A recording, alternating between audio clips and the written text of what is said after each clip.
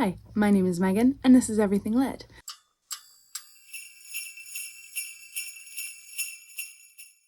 Welcome back to my channel. Thank you for watching, and today I am going to catch up on my 2023 goals.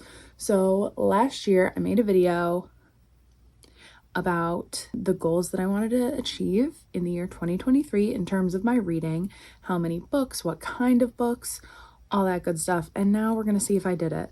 So I've got the sparkly notebook, and if you were here last year, you probably know, but I keep track of my reading by how long per day I spend reading. So I write down the books that I'm going to read. I write them down one at a time, pick a color, and then I color in. Each one of these boxes is 10 minutes of time, and some of them are audiobooks. This little purple one here, that was audio, and I really just keep track of how long I listened. Let's look at some stats. Let's look at some months. I didn't read a ton of books in February, but look at how beautiful that is. I read the Memoirs of Cleopatra, which took me clearly a very long time and a lot of reading, but it was fun and I liked it. Another month where I really read a lot is May. Very pretty, am I right? And then in July, I had to start a new notebook because I filled up my other one. So this is my current book. I never know which side is the front or back or if it's upside down. So here it is. This is the front. And it's just a bunch of books about girls, you know? August. I went ham in August, right? Because I was participating in the Magical Readathon and Tropical Readathon. So August was crazy. September, slightly less so. This pink book took me a long time to read. That was Sundial by Catriona Ward. And November also looked pretty good. So I had a lot of good reading months. And now we're in December. So what all did I want to read? Let's take a look. I wanted to read 100 books, and I did that. I right now have read 127. I'm currently reading 2 books, so that'll be 129. And it is the 21st when I'm filming this. It'll probably be the 24th when it goes up. Happy Christmas Eve. I anticipate having read 130, at least 135 maybe by the end of the year.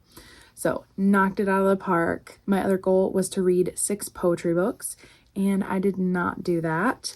I believe I read 3. I read Sharks in the Rivers by Ada Limon.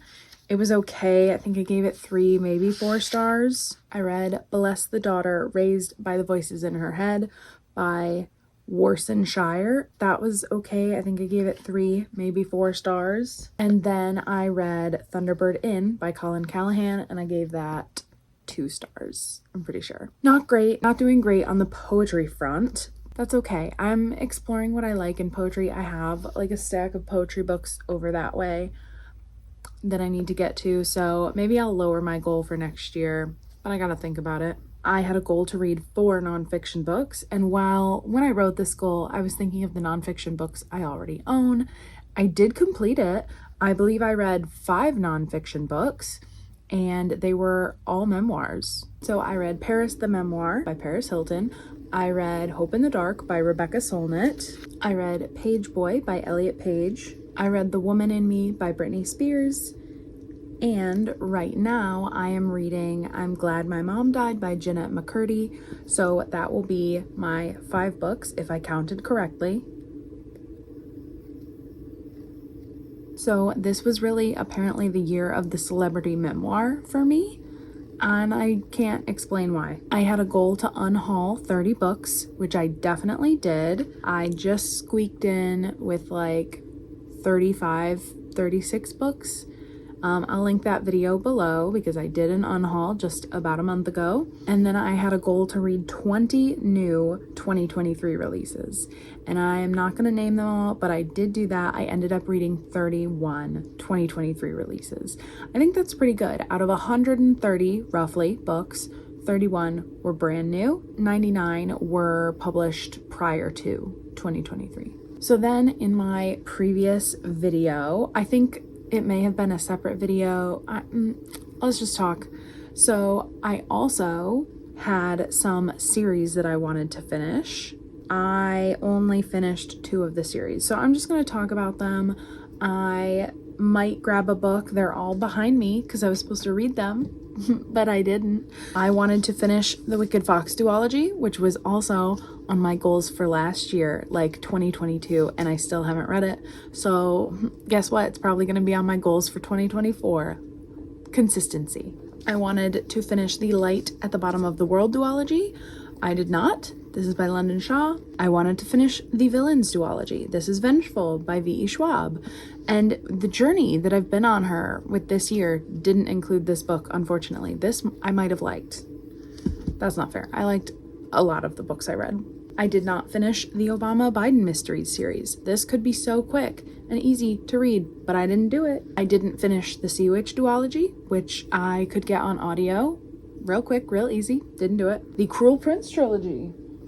I think I started this series in 2019 when it first came out. And they're right here. They're beautiful. They're the Barnes & Noble special editions. Everyone has talked about them already. This is the one I'm on. But I probably don't even remember what happened in the first one. I wanted to finish the Kingdom on Fire trilogy. These are really old. I feel like the third one came out in like 2018. I wanted to finish the Shadow of the Fox trilogy, which I don't own, but I really want to because the first one was great, but I don't have them. I wanted to finish the Infernal Devices series, Clockwork Prince and Clockwork Princess. Didn't do that. So out of the 11 series that I wanted to finish, I only finished 2, and that was the Fractured Fables novellas. So I read a novella, which doesn't take a lot, and I did finish V.E. Schwab's Darker Shades of Magic, Gathering of Magic trilogy, and it was okay. I liked it. I liked the third book, especially when everything was coming together. I will continue with the sequel duology that starts with Fragile Threads of Power, which just came out this year. But I think I'm going to wait until it's in paperback because all of these are in paperback. Although my covers won't match, so I could just get the hardcovers of the new ones. We'll see what happens when the 50% off all hardcover sale happens. And then just for fun, I competed in 5 reading challenges this year. In March, I did the Tropical Readathon. In April, I did the Magical Readathon Spring Equinox. In June, I did my own readathon called New Book Knockout. In August, I did the Tropical Readathon Part 2. They do it twice a year. And I also did the Magical Readathon Autumn Equinox, which was a lot, but I did it, and August was crazy.